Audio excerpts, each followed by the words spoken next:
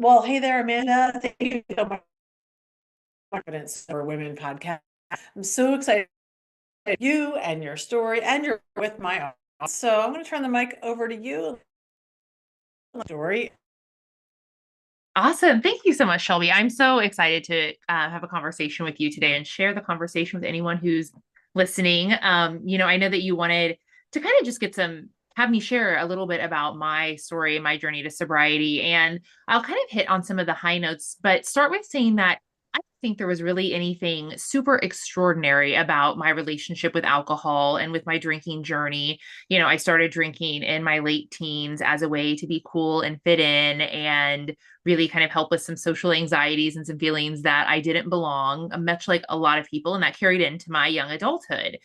And in my late 20s, in fact, it was on my 28th birthday, I ended up getting an appointment with this kind of medicine man, body worker, healer that was really coveted in the Midwestern town where I grew up, or where I went to college, rather.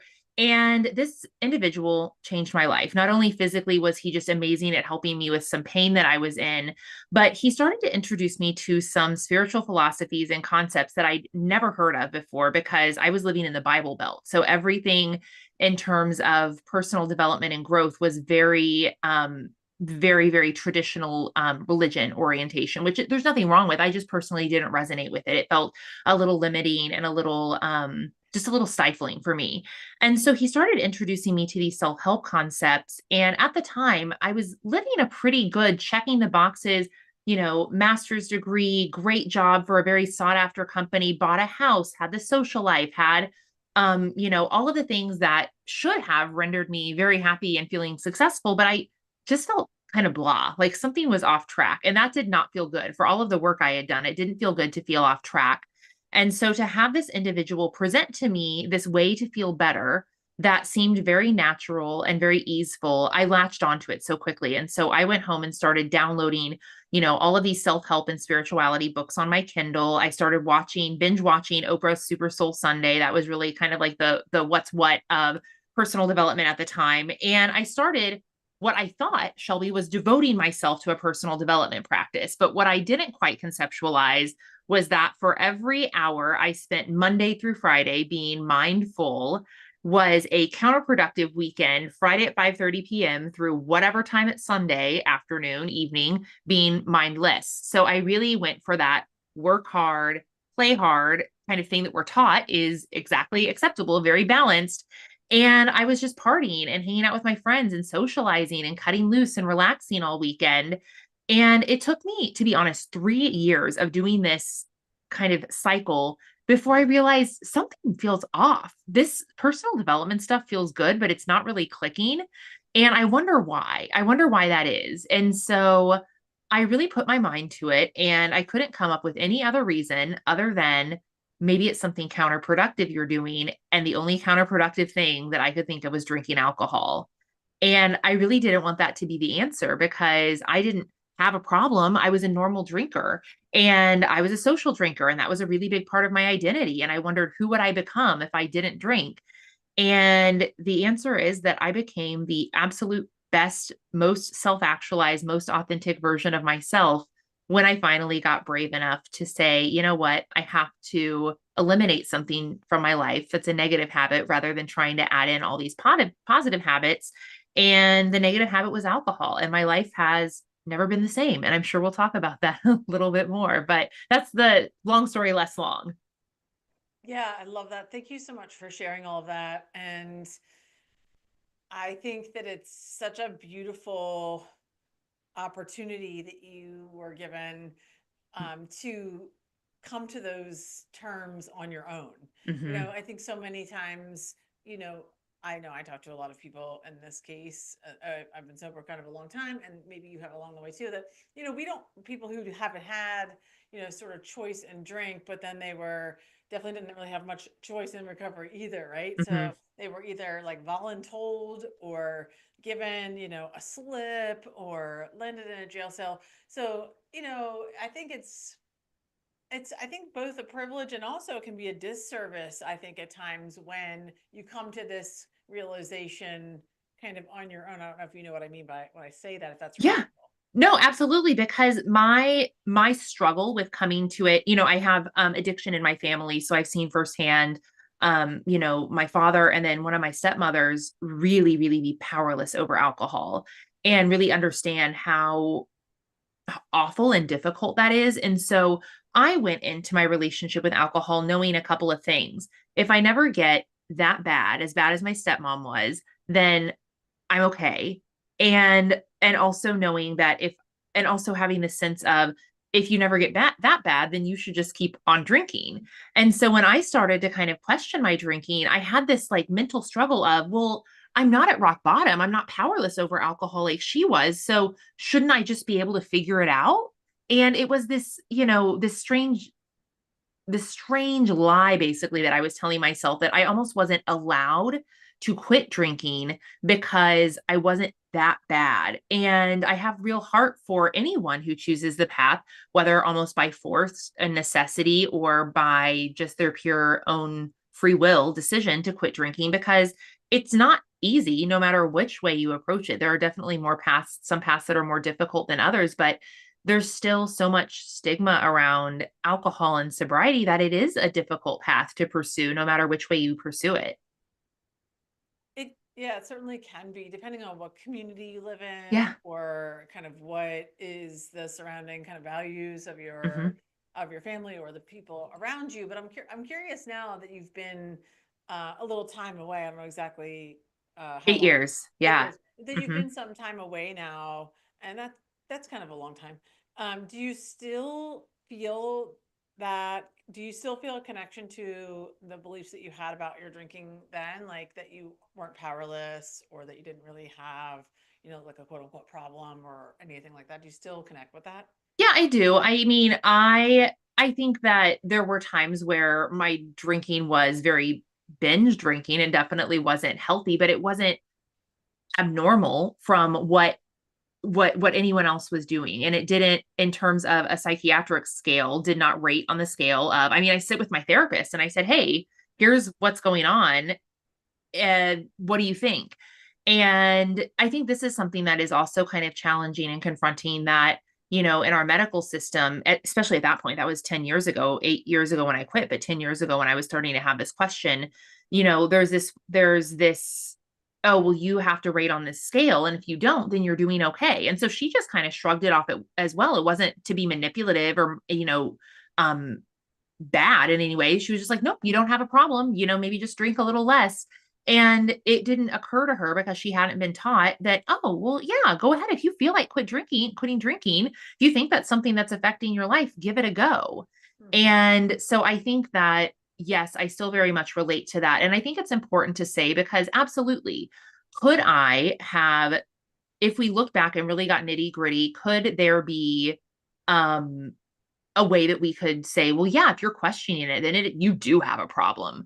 But the issue with that, Shelby, is that doesn't resonate with some people. And if the path that I took resonated with me and got me to a different way, that's what I have to celebrate and choose. I understand that that would have not been productive for some individuals, and that could have actually been very destructive for them, for them to hear the message that I was feeling in my soul. So I try to be very open with, there's many paths to one destination, and that you don't need to have a problem with alcohol for it to be a problem in your life.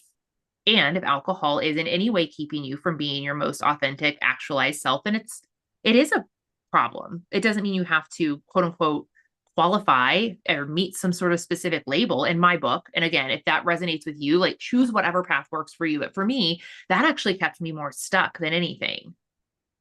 I think that that is really true for a lot of people, particularly in the last, I would say, 10 years or so. I've Mhm. been sober since 2002. So Yeah. back then, there was really nothing No. except for AA and Hmm. treatment. And so that's what we used, and it was fine. Like it worked for me. Yeah. But as we've, in the last, I think, 8 to 10 years or so, it's been really interesting, especially being a woman who was kind of like raised in like 12-step model, Yeah. which is completely fine. I totally embrace it, and I think there's many good things and bad things, but that's what happened. Yeah. Um, it's been very interesting to kind of to learn. some new things, to start to really get to know some kind of different kinds of women, especially particularly women who are writing, memoirs and doing all kinds of research and sort of starting to use language like, gray area drinking or sober Hmm. curious, things like Hmm. this. And, at first, for sure, I have to say, like, I was a little put off because I was kind of like, oof, what is this? This doesn't feel Like like what you learned. it doesn't feel like what I learned. It Yeah. also feels in direct opposition to like what would be success in sort of getting sober. And so it's been an interesting journey. I still relate to all of the things. Yeah. What I've learned mostly, I think, about, especially around being around so many different, I went to a Sober in the City event. I guess I think it was maybe 2 years ago. Yeah. Might have been last year. And it was so great because there was like 100+ women in this room. I think some of them were probably similar to me, but most of them were not. Like, as Yeah. far as like the way they got there, Hmm. when they got sober, things like that. And so it was very it's been very interesting, like learning that, hearing other people's stories and the way they do relate to things, and then really just becoming willing to accept and like really embrace all paths to recovery, whatever it is, and Yeah. also that, like you said, you know, if something doesn't feel aligned or relatable to you, it might prevent you from doing a thing. And Yeah. so, what we know for sure from the research, actually, in fact, I was just posting something before I got on with you because this is April's like mental health month, but there was Hmm. this big report that came out from the Surgeon General's office, the 2025 report. I don't know if you've seen it, with all of this alcohol and cancer um, research, Yeah. really, and data Yeah. that's pretty solid. I think we've known it for a long time. We're just confirming and confirming. So anyway, the World Health Organization says, no amount of alcohol is safe for anybody. It's not a health food. It's made from poison. So Yep. like when we put all of these pieces together, all arrows point to no one should consume any alcohol, Uh-huh. truly. And so when you put it in that perspective too, then it makes sense to say, for the doctors even to say, yeah, like it's made from a poison. Like you Yeah. really shouldn't consume it. Yep. Absolutely. I think that the the earlier on in my journey when I was really hesitant because like I said I did have experience watching someone um experience very very troublesome heartbreaking addiction. And so there was this fine line between, am I being disrespectful by sharing this approach? Is there a chance that I could be harmful to people by sharing this approach that worked for me? But then I also had to realize that there had to be other people like me who were hesitant to make a change because there wasn't an approach that resonated with them, and trying to fit them into an existing approach just because it had been so successful for a lot of people wasn't necessarily the right thing to do. And I just felt really called in my journey to, take an approach where I could share something a little bit different. And I feel like for me, that was the right thing to do. And that was in the highest integrity because I know that I can help people who felt like me. And that if I wouldn't have started having this conversation, that maybe they would still be on the same track that they were on.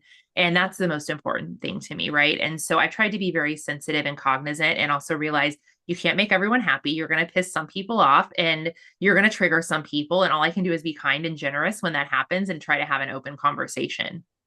That's so true. Yeah. I mean, I really think that's like a great message for all of us, right? When we Yeah. encounter people, whoever they are, wherever we are, it would be better and kinder, and I think just more peaceful if we kind of just listened and respected where they were on whatever topic, right? And then Yeah. kind of just realize that that's okay. And like our way, if it's the complete opposite, is also okay. For And sure. we can all kind of survive in this sort of world and community together, even with all of those differing values. And that makes a beautiful place filled with lots of diversity. And I think that's actually a big missing link right now. I'm hoping we can get back to that, I think so. I think that there's been a lot of divisiveness and, this way or that way. And, I made a decision recently and this is something that's evolved in my ability to have conversations and to take on different viewpoints. I didn't have that when I was a drinker. I was very, victim mentality, woe is me, this is the way, this is the right way, this is the wrong way. And just having loving, open conversations with people, even when I don't fully understand, resonate, agree with, I actually did an interview recently where I knew absolutely that I didn't share some views with the other person. And I almost didn't accept the interview. And then I really sat with myself, Shelby, and I thought, who are you as a self actualized person if you can't sit down and have a really great conversation with someone who you don't have the same background and have a civil conversation where maybe you can help a lot of people who they have in their audience who you wouldn't have reached otherwise. And I think that that's a really important, piece of my actualization is to be able to be more open and accepting and loving toward myself and to other people. And I wasn't that before. I mean, it was somewhere deep down, but I just didn't know how to bring it out. And I think that that's a piece of the self and spiritual development I've, come to on my alcohol-free journey. Yeah. I mean, and honestly, when you were talking, I just really kept thinking about just our previous conversation that like, Yeah. the principles that are laid out for us in Hmm. the 12-step programs, I'm sure you're familiar with some of Yeah. the people that you didn't. Yeah, like a lot of that stuff, if you look at it and then you kind of unpack what it's really saying, what they're Hmm. saying, right? What the Yeah. work is. The Hmm. work is really the same. Well, Oh yeah. I mean, it's mostly the same no matter what you're doing or what you want to call yourself. And that's the thing that I really resonate with. Like, the work of like looking at our negative thinking patterns, or the Hmm. work of saying, like, oh, wow, we need to be tolerant of other people. So love and tolerance is our code, and like, oh, we do need to seek actualization or connection with something outside of ourselves, a higher power. And so, like, these concepts are all there. Yeah, there's So, nothing new. there's nothing new under the sun, and I think we do want to create something new. Some people do want to do that because they want to distance themselves so much from this Hmm. one way Yeah. so it's so different. But when you really look at it, Oh yeah. I think it's just hilarious. So it kind of leads me to think, like, what did you do? Like, what was your way? Yeah. Well, and I think that's the interesting piece because I will tell you, Shelby, I tried to read some quit lit. I tried to explore, I was open to exploring different approaches, but if something felt not right in my gut, I just said no. Like I'm gonna look at I'm gonna look at something from a different perspective.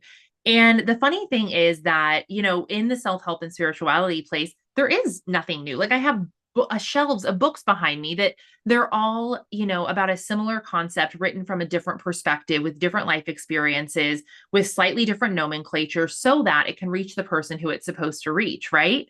And so I think that there's probably not that much difference in all of these different approaches. It's just that some have bigger followings or specific words that resonate with specific people. And for me, my approach was coming at it from a spiritual angle. So I was studying like Wayne Dyer, Marianne Williamson, A Course in Miracles, Gabby Bernstein, really looking at things that felt good to me at the same point. And if we were to look at, I mean, even if you look at all religions and just took the names off of it, there's so much overlap, right? Everyone's saying something quite similar. And so my approach was to kind of aggregate all of these different spiritual lessons that I was learning and help really internalize those and use those as a lens for my alcohol free journey. But you're absolutely right. It's probably not that different. It's a different names, slightly different things. And I'm certainly not saying that I've discovered something new. It's just that I put labels on it that resonated with me or chose labels and patterns that resonated with me. And I think that's, the best we can do in as we go through this world. Yeah, exactly. I love that. And it sounds like you really just kind of what I like about what you're saying too is that it feels like you were approaching it from a very energetic experience. Hmm. So what was really, you keep using the word what felt good to or the phrase what feels good to me. I think Yes. what felt good to me at the time. And to me that's a very energetic experience, meaning you pick something up and you started and you're like, "Ooh, this I'm Yeah. getting Ooh, it I'm getting resonates. I understand it. yeah." Or like, "Ooh, absolutely not. Like this Yeah. isn't that for me." And I think that's just energy. We can call it energy. You can call Yeah. it God. You can call it the Holy Spirit. Like you can call it a lot of things, right? But Yeah. intuition. But it's that energetic experience that's sort of your body and mind, like letting you know that this thing is for or not for you. Yeah. And Yeah. yeah, I love that for you. And I think what that's done is created multiple pathways lined with the same stuff, really, Mhm. truly. Like you're saying, I mean, we can pick up a whole bunch of different things, but really what they're saying, it's sort of like even if you read the same thing, like the same book, even Yeah. if I read like the big book or something, or I pick up, you know, a book that I consult with sometimes, and I read it again for the 10th time. Like Yeah. that You get day, I'm something gonna feel different. something different. But what I think is also important is it depends on where you are. You know, Mm-hmm. you were already, well, seemingly anyway. I didn't know you, but you sounds like you were already kind of a person that was working at a relatively high level, meaning you had some awareness Mm-hmm. of yourself. You were maybe a little bit older. You didn't have like a lot of jackpots or things that were kind of cramming up your life, and so you could receive that information, I think, in a way that was good for you. Like, and I Yeah. think that's why it worked. Versus maybe some people, like maybe your stepmoms, like that really were kind of maybe further along that. We know that it's a linear, like a path of addiction, right? Mm-hmm. It can be on a lot of steps on that path, right? So Mm-hmm. maybe they were like in a further along path, Mm-hmm. much more like physically Sure. dependent, like emotionally, like there was a like a further damage Yeah, done. So they absolutely. couldn't receive, they wouldn't have been able to receive things like that. And so maybe they needed a more direct approach, like you need to do this, Mm-hmm. like kind of like maybe 12 step provides or some other like coaching model or something where it's very, scripted for you because Yeah, a they lot of structure for sure. yeah. Yeah. Yeah, I think that that's true. And here's the thing, Shelby, I wasn't at that place then. Was I in the best place? No, definitely not. I wanted my life to change. But who's to say that if I wouldn't have kept on this path, that I wouldn't have gotten there? Even though I was pretty stubborn, I'm like, I'm never going to get that bad. At some point, there's a tipping point. You never know what's going to happen, especially with a substance that um is designed for you to get that bad. Like that is what it's designed for. It's kind of it's difficult to say, but what I can say is that without a doubt that my life is better and more miraculous and amazing, wonderful things have happened with alcohol out of the picture, even though I really feared that I would be a loser and a social outcast and not able to have fun and all of those things that we all think of. My life is just infinitely better in every single way. And I think that's the big end thing is, yeah, it was hard, and this path worked for me, and the result is a better life. And I think that's all any of us can hope for. So when it comes to the work, that's we Mhm. always quote, the work and Yeah. what I call emotional sobriety. You might use that term, or maybe you Yeah. don't. When it comes to that, like, and to me, that's where we all kind of get once it's been a little bit of time. That one Hmm. to 5 year range where you really start to open up, and you're like, oh wow, like I feel really good. I'm ready for more. I want to Yes. start this business, or I want to do this, or I want to have a baby, or Hmm. whatever it is. As that's starting to like kind of bubble up to the surface, what are the things that you really um what are the steps, tips, tools, tricks that you kind of put in front of people that you use yourself and that you put in front of people as far as like how do we do this? Like Yeah. how do you do the work? Yeah. How I kind of like to envision it is that when we're drinking, we are like floating in a pool of water with a life vest on. So it feels like we're swimming, but we're not diving below the surface, and we're actually not learning the skill of floating because we have this like device that's keeping us safe, quote unquote safe. And really, all it's doing is causing us to skim the surface. And if we were to float out into the deep end and take that life jacket off, we'd struggle for a second, right? Because it's scary and the water's deep. And how the heck do you swim without this thing helping you? And so there's this like needing to relearn new skills that we maybe could have learned when we were kids, but most of us didn't, because most of us learned to swim the entire time with a life jacket. We were not taught emotional regulation. We weren't taught to embrace our emotions. We weren't taught to feel or communicate about our emotions, or that they were okay, even. And so now we have to go back and do some work and kind of like learn how to dog paddle, learn how to float, learn how to swim. And for me, that is just understanding, first of all, what are the basic emotions and what are the emotions, like the secondary and tertiary emotions underneath of them that we're feeling and experiencing, and how can we just learn to communicate about them with ourselves. The ultimate level is to be able to share that with others and communicate with others, but could we just, when we're experiencing something that feels overwhelming or insurmountable or even impermissible, be with that for a moment and say, okay, here's what this emotion is. I'm going to name it. I'm going to say I'm feeling it out of a, you know, on 10 out of 10 on a 10 scale or whatever that is. And maybe just write about it and process it. And for me, a lot of my process was centered around journaling and just kind of self communication because I needed to learn to talk about it with myself first before I could share it with others. And the act of being in tune with your emotions, naming them, sitting with them, talking about them to yourself, and then sharing those with others is really, I think the process that is very important for long-term emotional sobriety, is to be able to deal with the things that we were trying to control, manipulate, or manage with alcohol. Right. I think what you're describing is becoming willing and developing almost the skill, I guess, of Mm-hmm. being uncomfortable. Yeah. Yeah. Because I always say, I feel like multiple times a week now, most of life is pretty uncomfortable for Yeah. most people. Mm-hmm. We have situations, at work or in the public or with our kids or our families or our spouse, whatever, our family, and it's uncomfortable. We don't Mm-hmm. like it. So I think it's so important to be able to learn how to emotionally regulate yourself. But you're right. These are I guess they're called soft skills, but Mm-hmm. I guess they are taught, like if you're coming up, you're starting to learn them like in school and different things, because you can't just like lash out at the Yeah. teacher. Yeah. Yeah. You can't just hit your classmate. I mean, you can, I guess, but you're going to get in trouble. So like Sure. you're being kind of taught how to do that, at least in our day, but they're maybe, and I think it's somewhat better now. People are starting to put language around it, Oh, yeah. like helping people recognize, like, wow, it sounds like you're really angry right now, or Mm-hmm. it looks like you're really mad. So Yeah. kind of happening at a younger age, but for many of us, we didn't grow up in systems where that was like a norm. No, not at all. You're told, if you were angry, then it wasn't, let's talk about it. It's like, don't do that. Go to your room. And Right. so then anger became bad. But the reality is, anger is an emotion. It's a valid emotion. We just weren't taught how to do it right, you know? Yeah.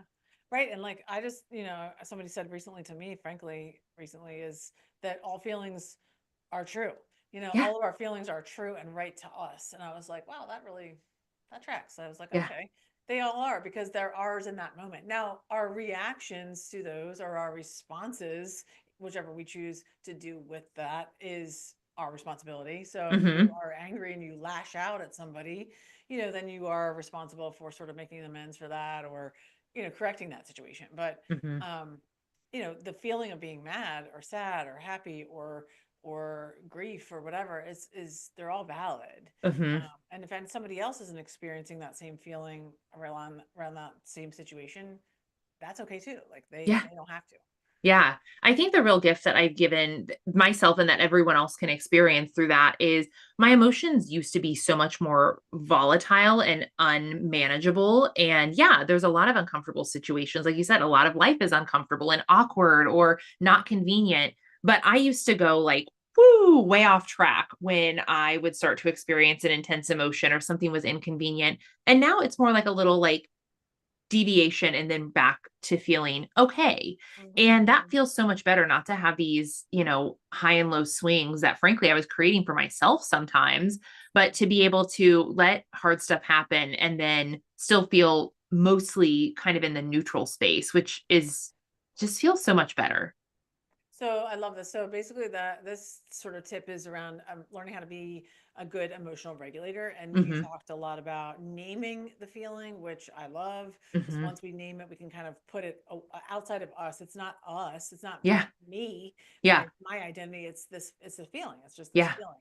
And then you talked about journaling, which I think is Hmm. great too. That's a great Yeah. strategy for kind of recognizing patterns in yourself, for recognizing feelings and when they come up, sort of Hmm. identifying like when this happened, then I had this feeling, or then this thought, and then this Hmm. behavior, and that helps to um, point you in the direction of how to make the changes in that. And so, with another, which is like one more thing that you do now, or maybe you help your clients with, to become more actualized. Yeah. So I love to just give a journaling prompt that I love to use that helps me in those moments, because sometimes you get kind of stuck. And I hear from a lot of, I work with mostly women, like, I don't know what to journal. I feel silly. It feels immature. I don't know Mm-hmm. where to get started. And so I like to use this prompt, especially if you're feeling kind of impulsive. And maybe it's a feeling that's causing you to want to drink. But even if it's just like an intense emotion, I always offer the journaling prompt, wait, what am I thinking? And using a timer, going by yourself for 20 minutes, because we know that 20 to 30 minutes can help dissipate this sensation, the intensity of an emotion, and then just writing at the top of the paper, what am I thinking? And let's say you had a fight with your coworker Tom, and you're just thinking, well, Tom's a piece of you know what, and that's the thought in your head, and it's not mature, and you're not proud of it. But guess what? That's the thought you're having. So what am I thinking? And then you maybe just download and dump everything, even if it feels adolescent and immature about Tom. And once you feel kind of complete there, going into when I think this thought, I feel, and share the emotion with yourself that you feel and let yourself journal about that feeling. So when I think that way, I feel this. And I like to use like a tool, like I'm sure you've used the emotion wheel before to help name and explain emotions a little more deeply. And again, these are going to feel like juvenile things. Like really, I'm 39. I'm a 39-year-old woman. I'm using this little wheel to try and explain my emotions, and I'm journaling about Tom like he's the town gossip and I'm 13. Well, yes, that is what I need to do at this moment. So that's what I will do.